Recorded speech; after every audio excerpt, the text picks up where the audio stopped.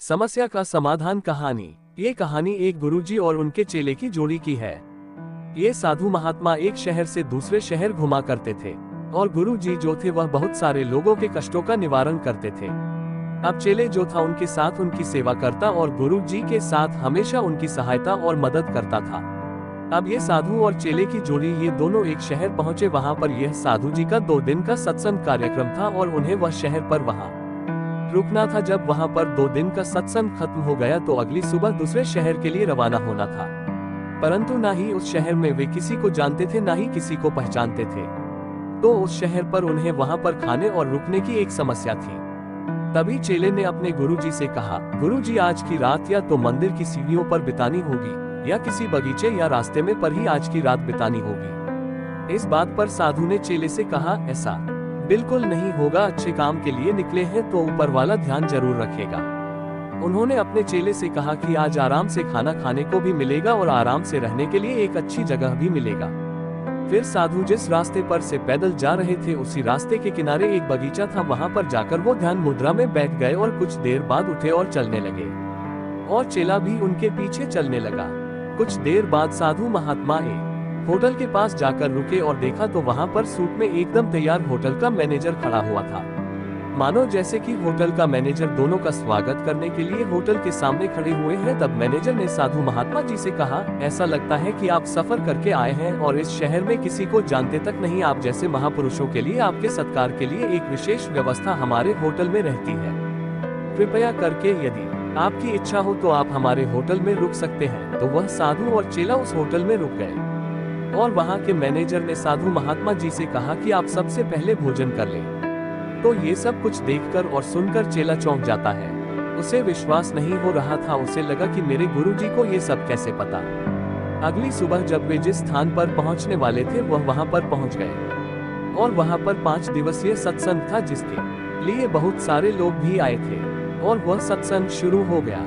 साधु महात्मा जी को प्रवचन सुनते और लोगों के कष्टों को दूर करते हुए 2 दिन समाप्त हो गए।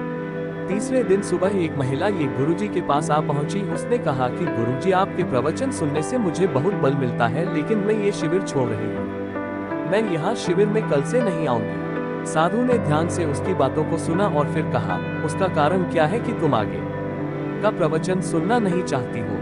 तब महिला ने बताया कि आपके प्रवचन के बाद जो समय होता है उसमें ध्यान में बैठना होता है और मैं ध्यान में नहीं बैठ पाती। उस जगह में या तो कोई पैर पसार के बैठा होता है या फिर कोई अपने मोबाइल फोन में देख रहा होता है। ऐसे में ध्यान में कैसे बैठा जाए? गुरुजी ने ध्यान से बातें सुनी और फिर उस महिला से गुरुजी ने कहा, कोई बात नहीं, कल से शिविर नहीं आना तो, लेकिन तुम्हें एक क्रिया खत्म करके जाना होगा। और गुरुजी ने कहा, उस महिला से कहा कि तुम्हें एक लोटे में बिल्कुल ऊपर तक भरा हुआ पानी लेना होगा और यह जो मंदिर है उसकी चारों ओर 5 चक्कर लगानी होगी, लेकिन ध्यान इतना रहे कि लोटे में से एक बूंद भी पानी बाहर ना गिरे। जैसा गुरुजी ने कहा था बिल्कुल वैसा खत्म करके महिला गुरुजी के पास पहुंची। गुरुजी ने देखा कि लोटे में पानी हिला तक नहीं था तो गुरुजी ने महिला से पूछा, जब तुम मंदिर के चक्कर लगा रही थी तो क्या तुम्हें कोई शोरगुल सुनाई दिया या फिर कोई मोबाइल फोन देख रहा था या कोई पैर पसार कर बैठा हो वह दिखाई पड़ा? तब महिला ने सर झुकाते हुए कहा, नहीं गुरुजी, मुझे कुछ भी ऐसा ना दिखाई दिया ना ही सुनाई दिया। तब गुरुजी ने कहा कि बेटी, तुम्हारा सारा का सारा ध्यान इस एक लोटे के पानी पर केंद्रित था। वैसे ही तुम उस सत्संग के खत्म होने के बाद जब ध्यान के लिए बोला जाता है तो तुम बिल्कुल ऐसे ही लोटे के पानी की तरह ध्यान को केंद्रित किया करो। अर्थात जैसा कि कहा जाता है, आज की दुनिया की सबसे महत्वपूर्ण जरूरी बात है जो यह है कि अगर सफल होना है तो समस्या पर नहीं समाधान पर ध्यान केंद्रित करिए। लेकिन आजकल की दुनिया में होता यह है कि ना ही किसी को सच्चाई की सलाह सुननी है और ना ही किसी को धोखे की तारीफ, परंतु हर कोई एक दूसरे को बस यही दोनों चीजें सुनाते रहते हैं और तारीफ के झूठे धोखे में लिप्त कर अपने आप पर घमंड करके चारों ओर घूमते रहते हैं। ये कहानी आपको कैसी लगी कृपया कर कमेंट करके बताएं और यदि आपको ये कहानी पसंद आई तो कृपया आप इसे अपने दोस्तों और परिवार वालों के साथ साझा करें और भी इसी तरह की बहुत सी अन्य कहानियां सुनने के लिए मेरे YouTube चैनल मनोज गोदारा जाट को सब्सक्राइब जरूर करें। धन्यवाद।